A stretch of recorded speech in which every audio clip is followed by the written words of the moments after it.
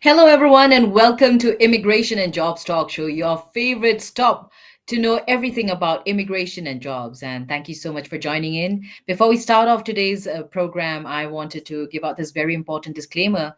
And that is, by watching our videos, you agree and understand that the information provided by our experts and attorneys, including comments and replies from users, is not legal advice. So, use of information is at your own risk.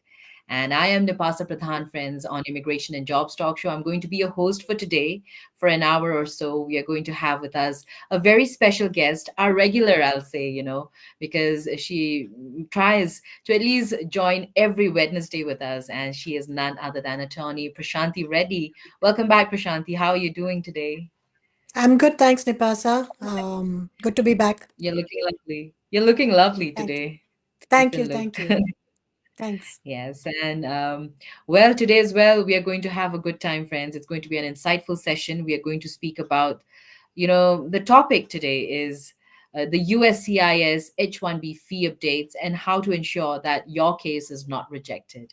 And let's see how familiar are you with the latest updates, maybe, and join us with the discussion. In the discussion, you can give us your comments, your questions if you have any to Prashanti directly as well. Just drop them in the comments and we'll be able to take them in the show today.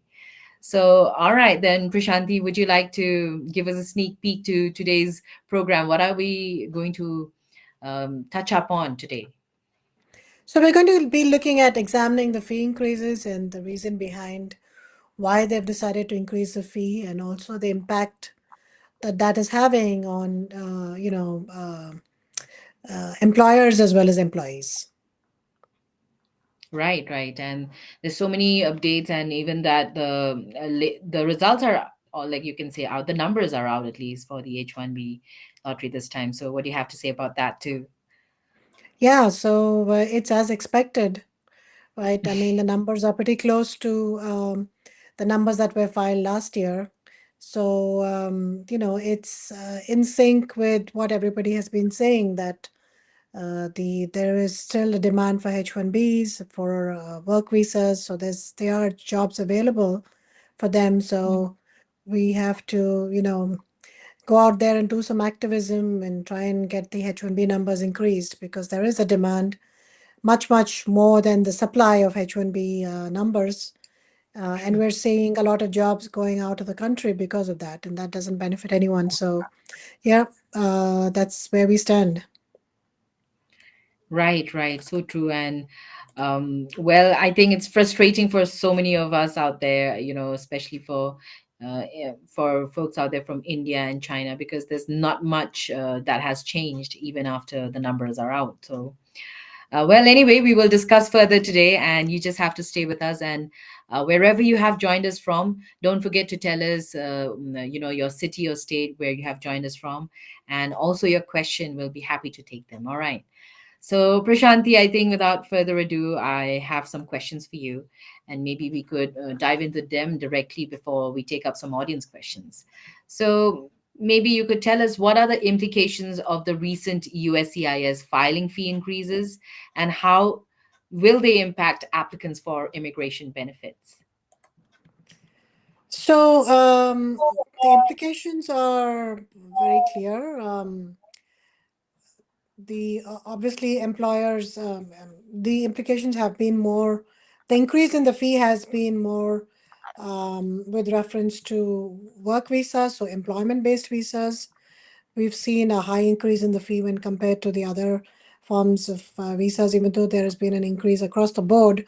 But if you look at the fee increases for, say, H1Bs, the high skilled worker categories, it's the fee increase is about 70% more for H1Bs and 200% more for L1s, and Mhm. about 129% more for O1. So all these are work visas, some form of work visas or the other. So we see that they're mostly targeting employment-based cases or work-based cases. The H1B fee increase, the basic fee has gone up from 460 to 780. For L1s, it's gone up from 460 to 1,385. O1s, it's gone up from 460 to 1055. So you see there's been a tremendous increase in the fee in the fees. On the other hand, the 485, so the adjustment of status, which is more a beneficiary based application rather than an employment based application, is gone up from 1225 to 1440. So Oh. it's only slightly higher, right, compared to the work visas. Mhm. Some other work visas which have gone up is the H2A, which is the agricultural workers. There's a rise of 137%. H2Bs for seasonal workers, non-agricultural workers, seasonal workers, is gone up by 135%. So you can see the tremendous increase in fee for employment-based cases. So it seems like they are targeting employment-based cases. In addition to that, um, investor visas has gone up by 200%. The fee already was higher for EB5s. It was 3,675, and it's gone up to 11,160, right? So, and then, to Oh. remove conditions, then again you pay another 9,000. So you're talking about 20,000 just in fees for the EB5. Not the amount that you're investing. You're again investing a certain amount of money, but it's just the fees that has gone up tremendously for both, Tremendously. for mostly employment based, but for other categories as well, but a lesser amount. And with these fee increases, um, the employers will be disappointed because, they'll expect, anybody expects that if you increase the fee that the service will be better as well, but we're not seeing that. The service is the same. The processing time is pretty much the same. And in fact, premium processing also the fee has gone up. And if you look at the premium processing, they've increased the fee, but the processing time also has been increased instead of being decreased. You would think that they would decrease the processing time if they're increasing the fee, but they've actually Mm. increased the processing time days to 30 days. So, USCIS unfortunately has a monopoly. Nobody else can process these cases. So therefore, we just have to pay what they're asking for, and they know that. In addition to the other fee increases, you look at the electronic registration fee has Mhm. increased from $10 to $215. That's increasing next year. That's an increase Oh. of 2,000%. So if it's exorbitant, looking at all these fee increases. Right. Um, and you would think that since USCIS is going from a paper-based system to an online-based system, you would think that there should be a decrease in fee because that now there is a less workload, less people need to be hired. But in fact, even though they're trying to transition to an online system, they've actually increased the fee rather than decreasing it. So the entire fee increase, really makes no sense. I mean, we do know that USCIS operates based on fees. The Congress doesn't give them any fee, but sometimes they do give them a bailout, like they did during COVID time when USCIS said that it went bankrupt because there were not many filings. So at times, the Congress does mandate some amount of money that they give to USCIS, but fee based. But even if they are fee based, the fee itself is so high to start off with. So if you look at the H1B fee, it's already $2,000+ for employees over 25, for companies with over 25 employees, and 1,700 plus for companies over less than 25 employees. So as long as it is, it's exorbitant, and now this has just increased it to another level. I know, and it's scary what it has become and what it's still becoming. So, friends, I think we'll just have to, I think, accept the change and try to fit in. I know it's going to be difficult for those who are, applying for these visas, work visas. So, stay with us. We are going to talk more today in conversation with none other than immigration attorney Prashanti Reddy, who has been practicing immigration law for over 25 years now, and she's a regular in our channel, Immigration and Jobs Talk Show. We make it a point to discuss on various immigration topics every week. So today's discussion, friends. Thank you so much. I'll just like to greet the audience at this time. Hi to Yuvraj, Messi, Neha, Nayantara, and Medul. We are sure going to take up your questions. You just stay with us, all right? And Prashanti, let's move on. I have another question for you. And that is if you can explain the effective date and impact of the new USCIS filing fees implemented from the 1st of April 2024. So it is, as you just said, it is going to be it is already implemented as of April 1st. And we were Right. talking about the impact earlier, but just to give you some more points about how it's impacting, USCIS, from the USCIS point of view, we've seen how it impacts from the stakeholders' point of view, but from the USCIS point of view, USCIS estimates that it'll get an additional of 1.14 billion in revenue from this filing fee increase, 1.14 billion. But as I've said, companies will be disappointed, but because they're not seeing an improvement in processing time. What USCIS seems to be doing is um, controversial, to say the least, because they are not basing the fee on the cost that they're incurring, but they're basing the fee kind of on a ability to pay kind of basis. So if for people who they think can pay more or can benefit more from the process, they are, charging them more money. So that's why we've seen an increase in the employment-based fees and not so much in, the family-based and the other applicant-based fees. So the agency believes that the deeper the pockets the filer has, the easier it is to increase the fee for them, right? So it is not the correct way to increase fee. It's not legal to do it on that basis. They should do it on a basis that makes sense.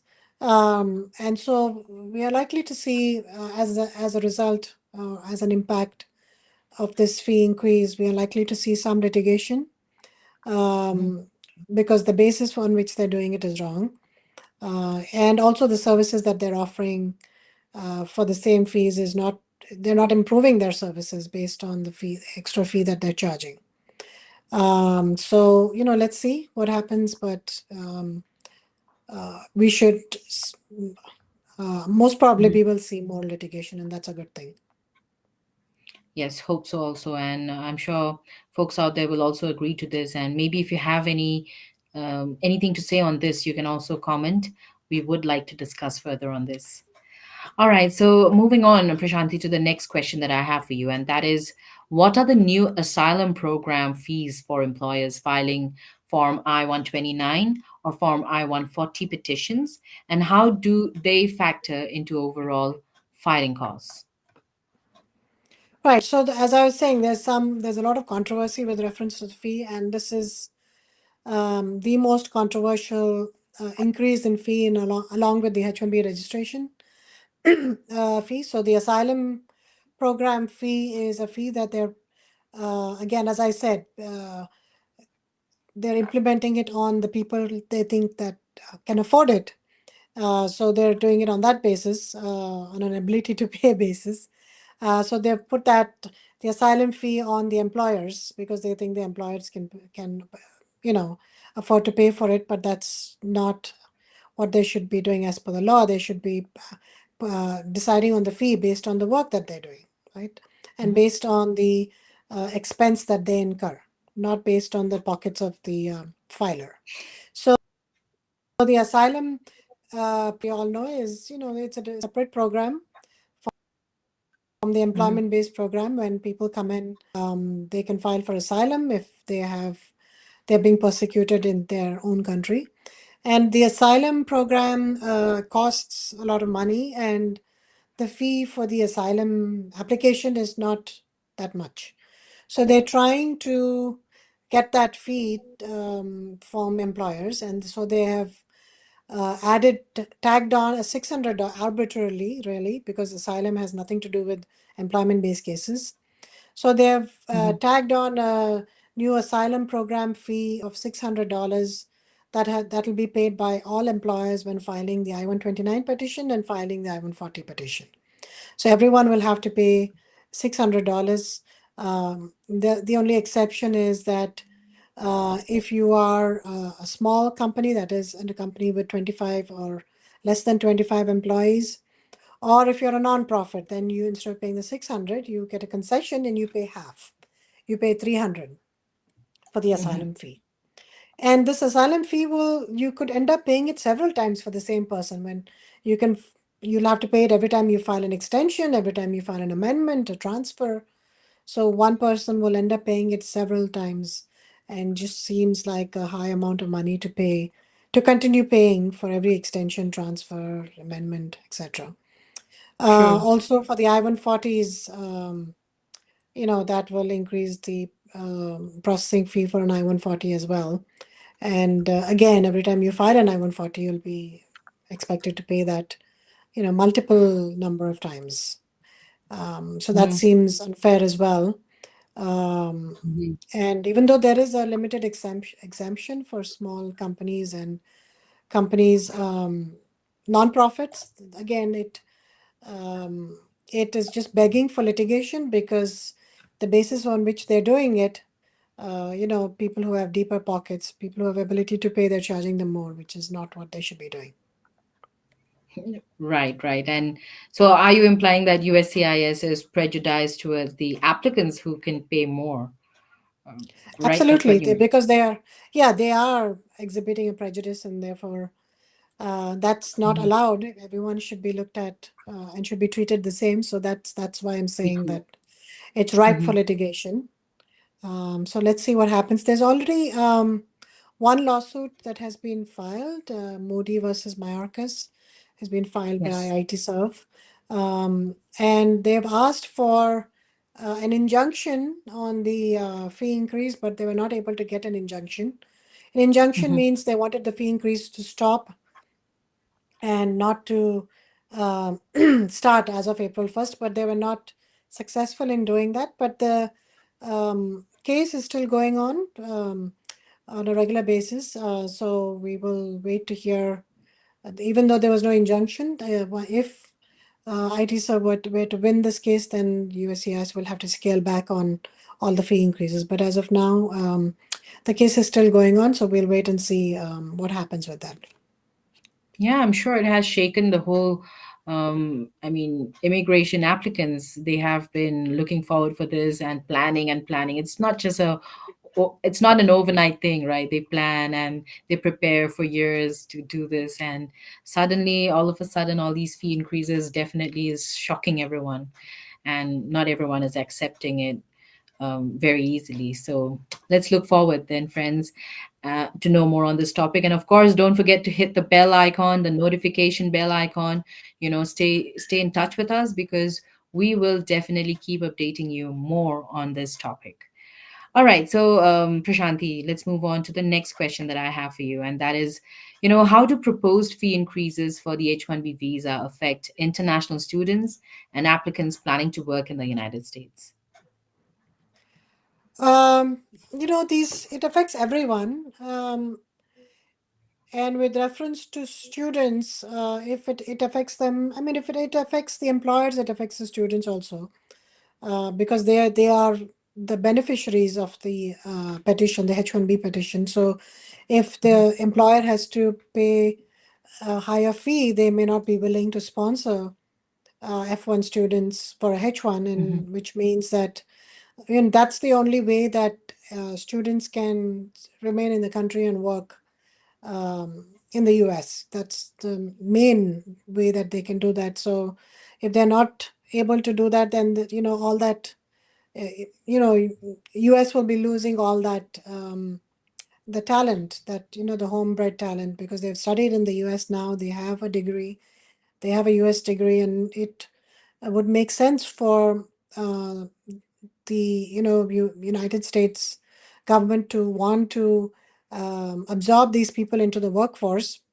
um, since especially in many areas such as tech, there is still a shortage of U.S. citizen workers.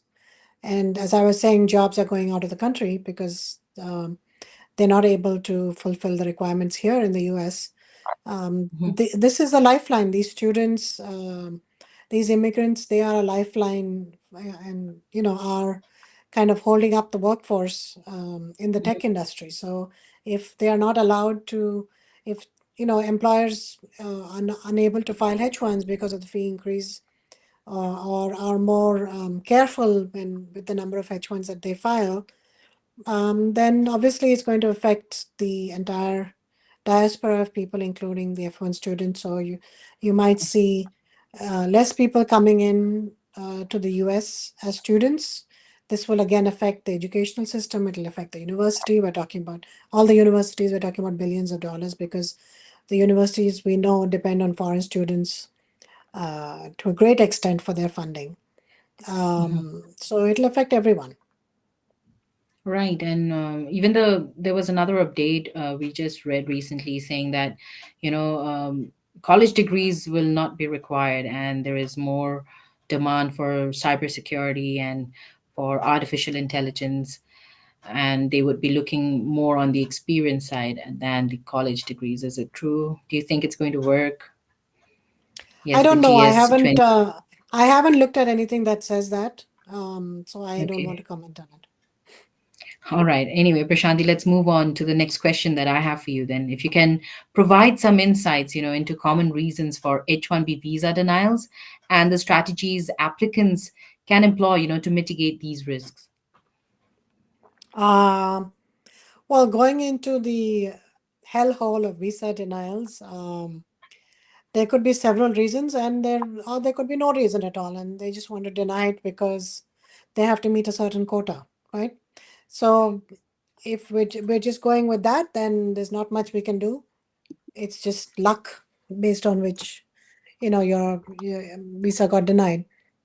Hmm. But there's sometimes particular reasons for a denial, and it could be that there's some discrepancy in the documentation, if it's depending on the type of denial, of course.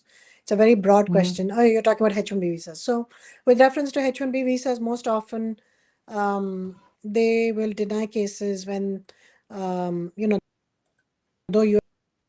USCIS is approving it, for lack of, when your employer is not able to prove that they have work for you. If the consulate is still asking for end client letters, the consulate is still asking for vendor letters and MSAs, POs, etc. Sometimes when you don't submit that, the consulate might deny a case. Or if you have previously been out of status, or you have not, if you have violated your status in some way, and you're filing for a visa extension, then they could deny for those reasons. If you have been stopped by CBP at the port of entry, um, and if your visa was canceled, then they could deny for that reason. If you're filing for an F1 or a B2 visa and you're not able to show that you have the intention, uh, not to immigrate to the US, then they could deny it for that reason as well. If you're not able to show family ties or financial ties to your home country, they could deny it on that basis as well. Right. Right. We will get, I mean, it's endless. I think we can always have another episode to talk completely, entirely about denials and how to, yes, maybe have a better solution for them. But yes, Prashanti, I think I would take this opportunity to take a few questions from the audience. I'm sure they're waiting. And we should take up this one from Yuvaraj asking, "Hi, team. This is Yuvaraj. Is there any luck for second lottery this year?" Who knows? The numbers are out, but we still don't know how many H1s will be filed. We will know that by June 30th. And after that, they will decide if they have sufficient numbers. They have said that they've selected sufficient numbers to take into consideration the H1s for that will not be filed as well. But if they have not calculated that properly, then if more people than expected don't file their H1s after getting picked in the registration, then it's certainly possible that, they will have a second lottery, but we have to wait and see. Let's be patient and let's hope for the best, Yuvraj. Let's take up next. This one is from YouTube. Messi asking, what payment methods are accepted by USCIS for H1B fees? USCIS allows you to send, the employer has to pay for the H1B fees, so the employer has to either send a money order or a company check for the USCIS fees. You could also file your H1 online, in which case then they will allow you to pay, online, either through credit card or e-check. So it depends on how Mhm. you're filing. Okay, thank you for taking that up for Messi. Now, next one is from Nayantara.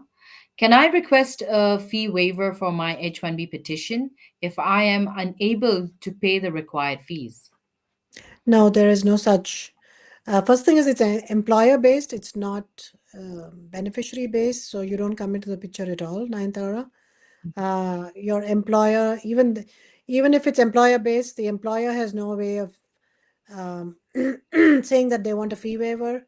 Um, but there is a concession on the fees that they pay if they are a nonprofit or if they have under 25 employees. They're paying a lesser fee.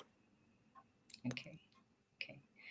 Let's take up this next one from Maithul, asking which type of questions are asked for the visa interview. So, since we're talking about H1B, so maybe on an H1B visa interview. Um, so they will ask you obviously where you're working, who your employer is, what kind of job you're doing, to Mhm. describe, your job and describe place of employment. And they will make sure that it is matching with, there's no discrepancies. They'll go back to your H1B Mhm. petition, check out the petitioner letter, and make sure that your job description is kind of matching with what was submitted when the H1B was being filed. So it's important to go through your application that you filed previously, if you filed something with USCIS, and make sure that the form is filled out correctly and answer questions, based on what the application that was filled out. For example, if the application was filled out for a software engineer and you go there and say that you're going to be working as a systems analyst, that is Mm. definitely a problem, and then your case will get denied. Same way, if the work location is stated as X and you say that my work location is going to be Y, or my client is going to be Y when the client was X, then that could be an issue also. So make sure there are no discrepancies, study your application carefully. The rest of it is just, that's pretty much what they ask in an employment-based case about your job and your employer. Okay. Okay. Thank you. Thank you. And Maidul, if you are appearing for one, all the best to you. I hope you crack it and you prepare well for it. Okay. Let's take up this next one. This is from Raya on YouTube asking, can you provide insights into common reasons for H1B visa rejections and how these fee updates might impact those reasons? Actually, they don't. They're two separate topic. I don't see how the increase in They're fee connected. will make Mm. any difference for the visa. They don't, um, other than the fact that maybe I'm trying to think how it'll impact it, but other than the fact that maybe employers will stop using attorneys because their cost is so high that they try to file themselves and make mistakes, then even though it might be approved by USCIS, at the consulate they might catch that error and reject the visa if the H1 was not filed properly or if there was some discrepancy in the petition. Mhm. Okay, this is, well, Raya, I'm sure you have further questions or you want to make this clearer. So I would say you should definitely contact Attorney Prashanthi Reddy herself. She's an immigration expert. And, the details are on the screen. Contact her and check out her website as well. Her number is 212-354-1010. You can email her directly and get your questions answered by Prashanthi. Prashanthi at reddyesq.com. Please note them down with the correct spelling. It's there on the screen. and visit our website, readyesq.com. And folks out there, we will take up your questions. I've seen so many already dropping in, Sandeep and Anjali, Tara. We will take them up. We'll just go for a short break. You stay with us, okay? On Immigration and Jobs Talk Show, this is Nipasa Pradhan with immigration attorney Prashanthi Reddy.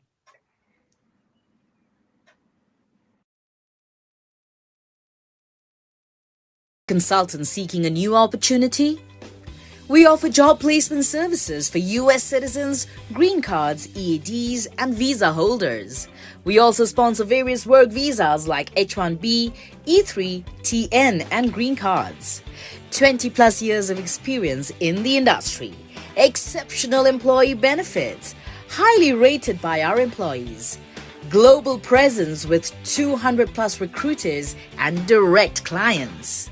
Connect with us. Call us in the number 408-335-6444 or mail us at nipa@higheritpeople.com or visit our website www.higheritpeople.com.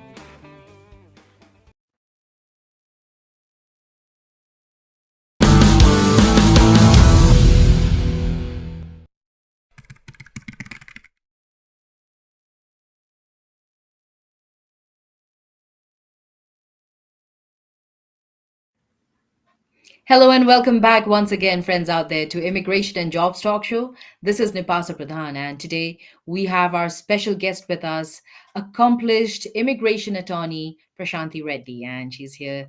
We have been speaking about the USCIS H1B fee updates, and we have been discussing on to how to ensure that your case is not rejected. And of course, there's so many discussions, and we've even taken up some of your questions. We'll take some more of your questions, friends. You just keep dropping them in the comments. And don't forget to also tell us, where have you joined us from, your city, your state, and yes, your question, of course. So, Prashanthi, since we're discussing about the fees updates and everything, so what about sending incorrect fees? Of course, it'll be rejected. And if there is a misrepresentation on the fees and the USCIS finds out later, what about these kinds of issues? So if you send out the incorrect fee, they'll just send the case back. They won't process it.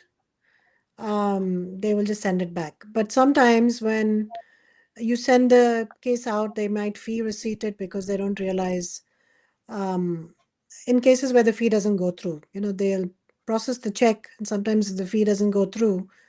Okay. They will then they may do one of two things. They may just return the case and ask you to resend it, or they may take the case but send you a bill, which they do rarely, but they'll send you a letter saying that please pay the fee within the certain time because we were not able to deduct the fee from your account or something like that. So those are the two things that can happen. Most of the time they'll just send the case back. And misrepresentations, Um, on the fees, and if the USCIS finds out later. so they'll send a request for further evidence. Like, for example, you say you're less than 25 employees, you have to pay a certain amount of fee, right? And if you're Mhm. more than 25, you pay a different fee. So if you misrepresent that you're less than 25 and you pay that fee, they could randomly send you, especially if it's very close to that number 25, say you say 23, they could send an RFE asking for documentation to show proof of number of employees as of the date of filing.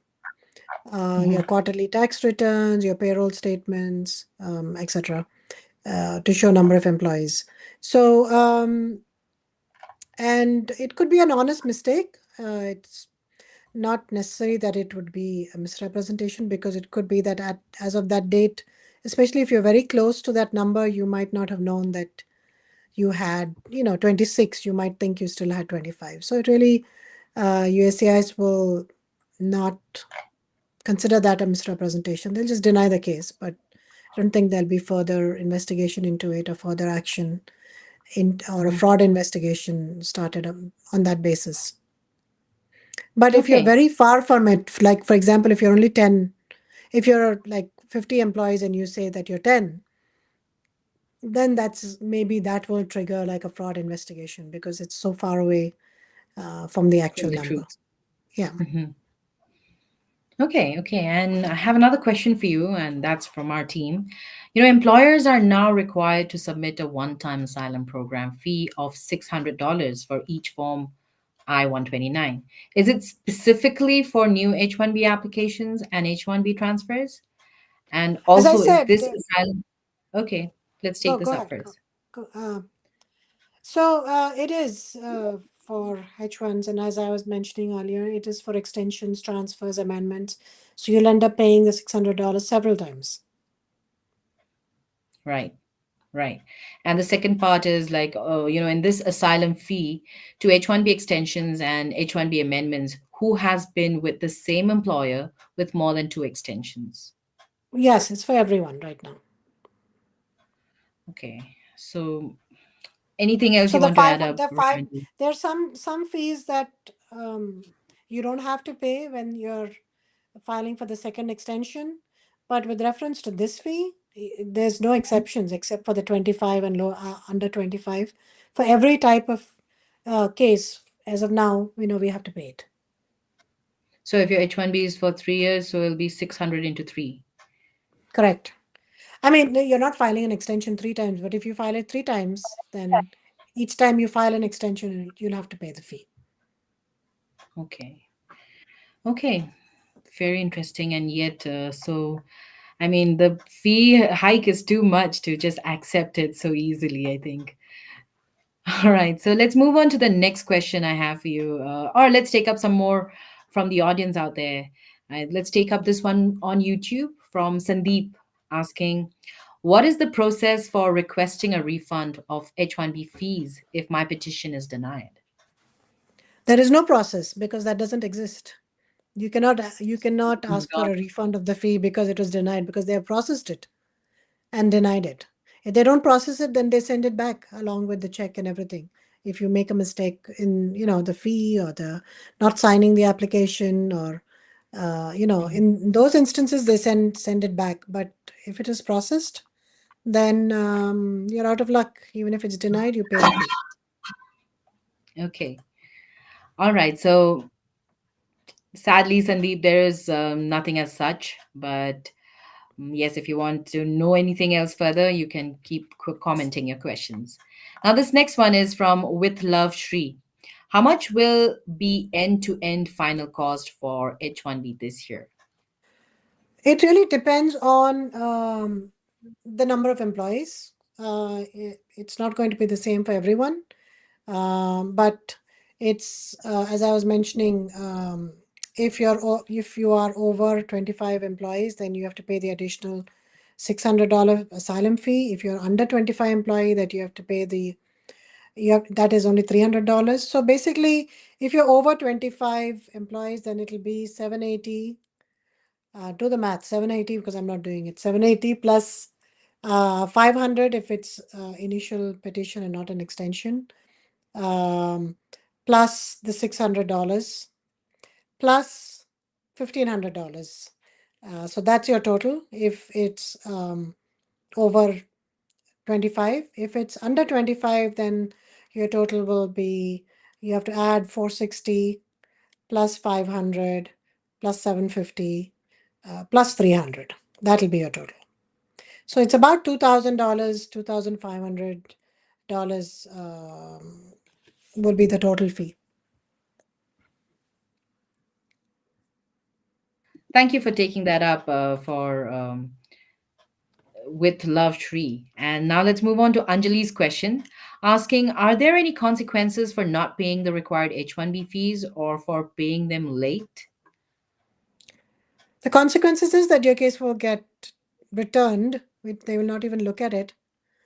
They will not fee Mhm. receipt it. They will return it along with the check, and then I'll ask you to send a new one. So that's the consequence. If you are not falling out of status, then it's fine. Yeah, I guess you can just resend it. You're just losing time because they will not return it immediately. They might take a month or so to return that application. So you're losing a month or whatever time that they would have been spent processing it. Mhm. Um, if you fall out of status, then that's crucial because if you're bordering, your status is just expiring and you file your H1 petition just in time, And if it comes out after you have your status is expired, there's nothing much you can do because you can't Mhm. refile that H1B petition unless you're in status. Right, right. Anyway, Prashanti, I have some more questions for you, and and that is for individuals facing H1B visa denials. What are the key considerations when exploring alternative visa options, such as the E2 visa for entrepreneurs and the O1 visa for individuals with extraordinary abilities? Would you like to highlight some, please? Well, it depends on why your visa was denied. If your visa was denied for some reason, which is uh, where you are the problem, then it could get denied again, with no matter which kind of visa you file. If it was denied for employment, for the employer reasons, then you could file another H1. You don't have to look into E2 or O1 as an option because E2 and O1 are specific for E2 is specific, um, and O1 is based only for extraordinary ability. So I Mhm. would say rather than going for these other options, you'd file the H1 again. Unless you're subject to the cap and you have not got into the cap, then of Mhm. course you would look into the other options. You would look into L1, you would look into um, the investor visa, you would look into the O1, which is the um, for entrepreneurs, as the question says, if you have extraordinary ability as an entrepreneur, you could look into that. The E2 is only for certain countries, not for all countries. It's the investor visa. Mhm. You could look into that as well. GN, which is for Canadian and nationals of Mexico, which is very similar to the H1. You could look into the Mhm. Australian visa, which is the E3, which is again a work visa, very similar to a H1. So yeah, there are some options, um, and only the uh, EB1 and O1 are extraordinary ability. Okay. Okay. Thank you for highlighting them for us, Prashanti. Well, we were just going through some of these posts we came across in the internet, and this post was on the visa bulletin, and we've noticed that many people have shared their comments and if you could take them up as an immigration attorney, we would appreciate hearing your insights on this matter. So let's delve into the post. I think it's already showing on the screen if you can see. So let's take one by one. I think visa bulletin released and nothing at all. What's going on? Right, the visa bulletin hasn't moved. We should be thankful that it hasn't retrogressed. I mean, it's always look at the bright side. Um, Right. we're expecting it to retrogress in August or September because that's when the fiscal year ends and when all the visa numbers get you know um, used up as the year goes by, and then we expect that the visa numbers will move forward again in October of this year. Right. So it's a cycle. It's expected. Okay, right. So everything is normal. The big movements happens twice every year, it says. Anyway, so there's this comment saying USCIS focus is on illegal immigrants. How get them green cards so government can start getting tax money? There is not major benefit to give legal green card. What do you have to say on that? I mean, I am not against asylum. I think people who apply for asylum are going through terrible circumstances at home and they're fleeing for their life, right? And they Hmm. obviously they're in dire circumstances. So if we don't let them in, deserving cases, of course, I'm not talking about Hmm. fake asylum cases. We're not talking about that. Deserving cases, I mean, that is they're running for their lives. So um, and that not to pit one against the other, both are equally important, and not to say that legal immigration is not important or that a lot of work, we know a lot of work has to be done on legal immigration, especially with visa number availability and all that. That's tragic how especially Indian nationals have to wait for so many years, to get their green card and they struggle, they remain here on a H1, and a H1 is not an easy visa to remain in status on because it has so many restrictions and so many rules and laws surrounding it. It's very difficult to be on a H1 for a prolonged period of time and maintain your status. So I feel for those people who have been stuck in the US for so many years without being able to get a green card. But at the same time, we shouldn't compare it with another category, which is equally deserving. I should, Mhm. I'm of the view that don't bring something down, bring everything up, right? There's no need to bring something down while you try to bring another thing up. Bring everything up to the same level. That's my view. Right, right. That was Biren Shah. Anyway, next one is a comment from Saju asking, nothing new to expect until October 2024 bulletin. Is that true, Prashanthi? We just discussed that, right? As of October, we'll see Yeah. some change. We don't expect any change now. All right. So I think we can take up this one. Ryan asking, when is EB2 2020 for India getting current? I don't know the answer to that. Okay, let's move on to this news from Karan. Simple supply and demand. As long as new slaves keep showing up at the airport, don't expect anything. These comments Right. are. Any comments, Prashanti? Um, we're delving into activism now, not really into what the law is and educating people about the law. We're just making comments on how it should be. And I mean, I agree. This is a platform where we should be doing that as well and making people aware of what this current situation is. Um, Mm-hmm, but the unfortunate thing is that there is an Immigration and Nationality Act. As per that mm-hmm, Immigration and Nationality Act, certain green card numbers are allotted equally to all countries, whether that's the correct thing or not. They're allotted equally. Unfortunately, the demand in some countries is much, much, much higher. So India mm-hmm, has many more people coming here than Iceland does, and they both have the same, visa numbers. I guess they wanted to maintain an equity between the countries so that tomorrow somebody else, Iceland, doesn't say, "Oh, why are you giving India more visa numbers?" Right? So I think overall, because we'll never win. Then somebody will file a lawsuit, even if somebody feels sorry for us and increases the numbers. Somebody else will file a lawsuit because it's inequitable, right? So the law has to be equal for everyone. The result of the law, unfortunately, is not equal, but the law has to be equal. So I would say the better way of doing this is to increase the numbers for everyone, or to remove the numbers completely, the green mm-hmm, card numbers, right? Or to keep increasing or decreasing them based on the demand. We know that there is demand.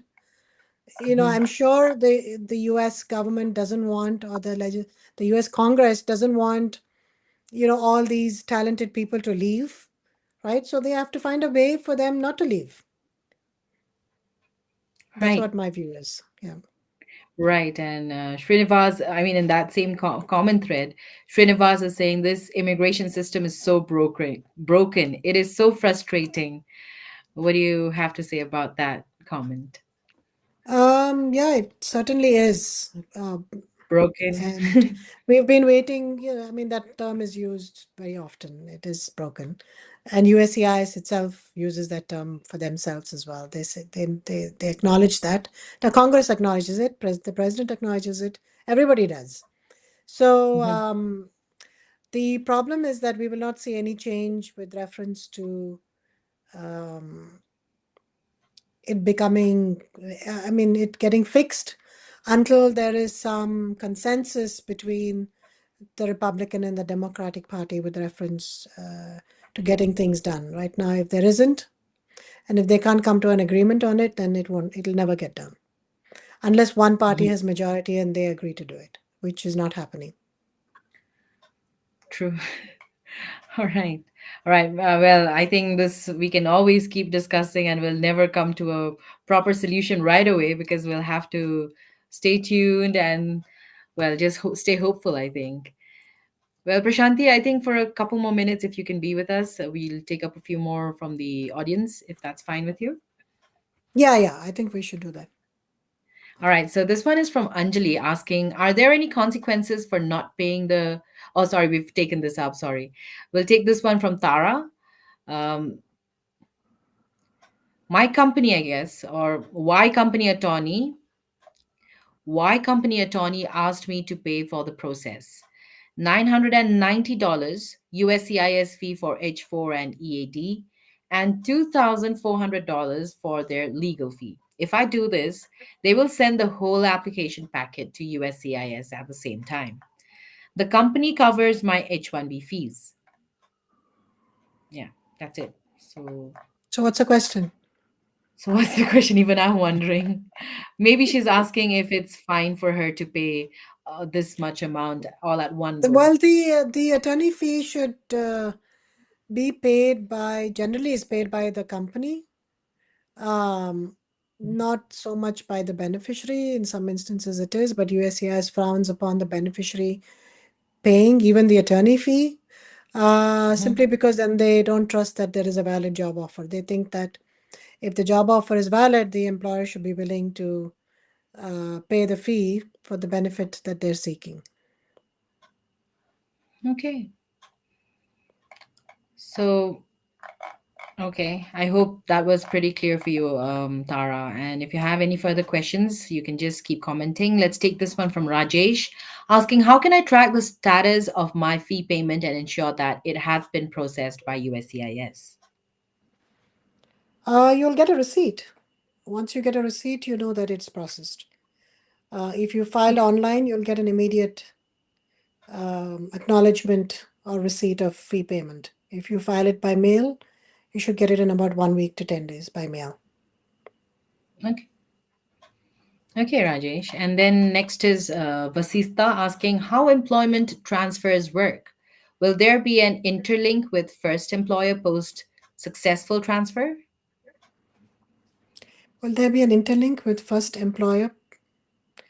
If it's a transfer, that means you're transferring over from first employer to second employer. If the transfer is approved, then you will no longer be with the first employer, you will be transferred to the second employer. That's how it works. Hmm. Okay. Let's take the next one. Oh, there's a continuation. How can we continue working in US post 6 years validity if the green card application is in process and not approved? You can, if your I-140 is approved, then you can work for an unlimited period of time and you can keep getting extended um, every 3 years. Um, so that I-140 is, when the green card is not approved, it's the second stage. Also, if your I-140 is not yet approved, but if your labor has been pending for more than a year, 365 days, then you can get an H1B extension for 1 year at a time, as long as that labor or that I-140 is pending. And once approved, then you get an extension for 3 years. That's how it works. Okay. Okay. And let's take up this last question for today from the audience out there. And this is from Sahil. I have some queries regarding H1B 2024. Number one is my H1B got selected this year with consultancy, so not received any confirmation mail. Is there any way to verify that H1B got selected or not? And The the answer. US, the USCIS sends a notice saying that you've been selected.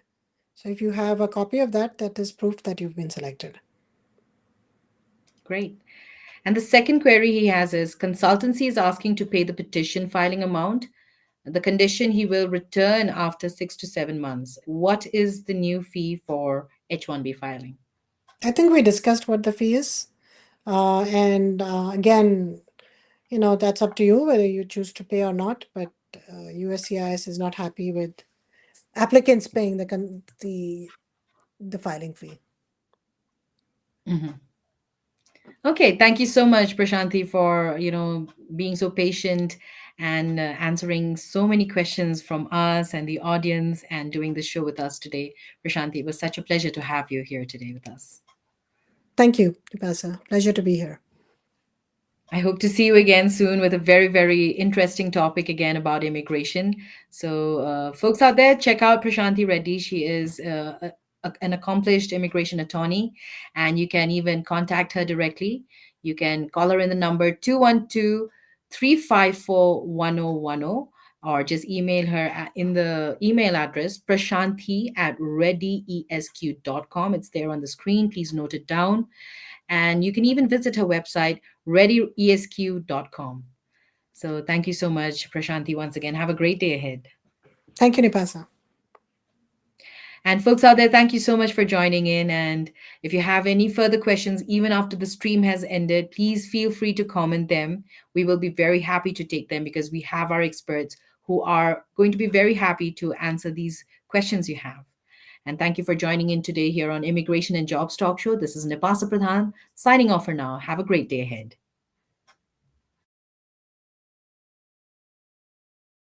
Consultants seeking a new opportunity? We offer job placement services for US citizens, green cards, EADs, and visa holders. We also sponsor various work visas like H1B, E3, TN, and green cards.